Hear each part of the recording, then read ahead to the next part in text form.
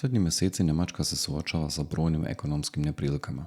Cijene rastu iz dana u dan, inflacija se penje neustavljivo. U mnogim industrijama dolazi do nestašice sirovina, sve je više i krađi goriva i hrane. Ekonomisti Bundesbanke tvrde da je zemlja ušla u drugu recesiju od početka pandemije i da se javni dug povećao za 69% u odnosu na prošlu godinu. Potpredsjednik Deutsche Bank Karl von Ruhr upozorava da bi Njemačka mogla da se suoči sa rastom inflacije koja nije vidjela od 1970. godina.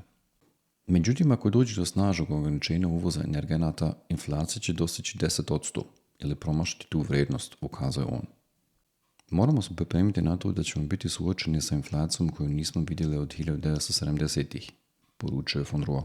Kriza energenata nesumnjivo na snazi. Njemačka policija suočena je proteklih dana sa sve većom krađom dizel goriva iz kamiona, zbog čega je pojačala kontrole na parkinzima. Uslijed drastičnog rasta cijene goriva, lopovi su otkrili novi izvor prihoda i sada, što je do sada bilo rijetko, kamionđe su sve više žrtve kradljivaca dizela iz njihovih rezervoara. Dolaze noću i provaljuju rezervoare kamiona, odakle ispumpavaju do 600 litara dizela iz jednog vozila, rekao je policijski oficir Mario Pekrul. Otkad je cijena goriva skočila na više od 2,40 € po litru, krađe su sve učestalije, kaže portparol policije u Ludwigslustu Klaus Wichmann. Toliki broj krađe goriva iz kamiona na parkinzima duž autoputa nismo imali godinama, rekao je on. Broj krađe goriva iz kamiona u okrugu Ludwigslust se u prvom kvartalu ove godine više nego udvostručio. Jestivo ulje u Njemačkoj postalo također sve poželjnija roba, koju je često teško naći na rafovima, pa se našlo i na meti kradljivaca. Uslijed rata u Ukrajini u prodavnicama u Njemačkoj suncokretno ulje se razgrabi u ranim jutarnjim satima, a i zbog problema sa isporukama nedostaje i u ugostiteljstvu. Cijena po litru često ide i do 5 €. To su zapazili kriminalci i u ulju otkrili novi izvor prihoda. Kradu ulje kao da je viski, neki su komentara. Tako je proteklog vikenda od Bad Langenhalsu policija uhapsila jednog lopova koji je ukrao 70 litara jestivog ulja. U Njemačkoj sve više prisutnija nestašica sirovina u građevinskoj industriji, što poslodavca sada dovodi u situaciju da se plaši i ugovaranja novih poslova.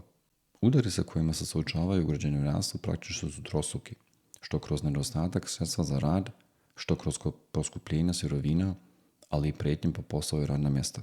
Predstavnici građevinskog sektora u Njemačkoj očekuju nove ozbiljne probleme u nastupajućem periodu. Građevinarstvo u Njemačkoj pritom je decenijima unazad jedna od dobrostojećih grana. Plate su se uvijek kretale daleko iznad prosjeka. Posla je bilo i više nego što su imali radnika. Sada je situacija potpuno drugačija, što dovodi do obustavljanja gradnjih mnogih projekata, pa strahuju mnogi od ukupno oko 450.000 Srba koji žive i rade u Njemačkoj. Sada se njemački građevinari dvoume i oko obećanja nove vlade, koja je najavila 400.000 novih stanova godišnje kako bi se smanjio pritisak na tržištu nekretnina, javili su njemački mediji.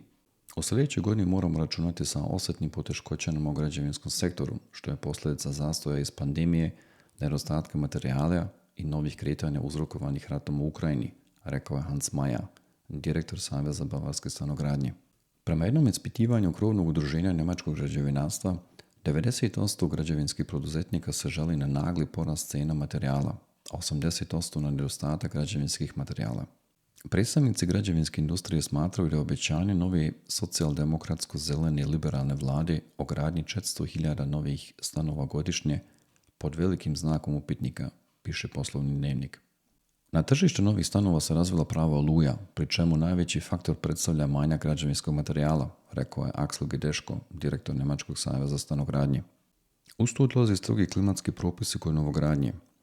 To poskupljuje gradnju značajno, a preduzetnici, kako bi im se gradnja uopšte isplatila, moraju kasnije od svojih stanara tražiti povećanje stanarine, što nije vladin cilj, rekao je Jan Marko Lučak, portparol zastupničkog kluba opozicione unije CDU-CSU za pitanje stanogradnje.